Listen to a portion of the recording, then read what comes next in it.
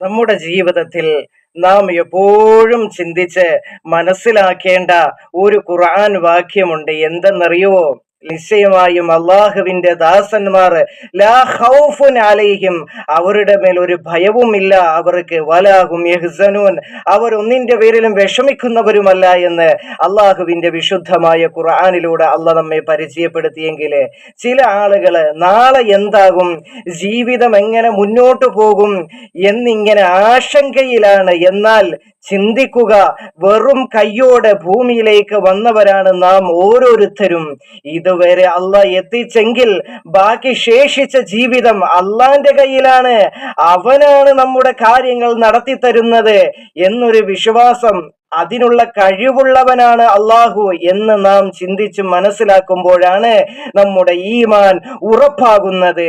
അതിനാൽ നീ അള്ളാഹുവിൽ ഭരമേൽപ്പിക്കുക.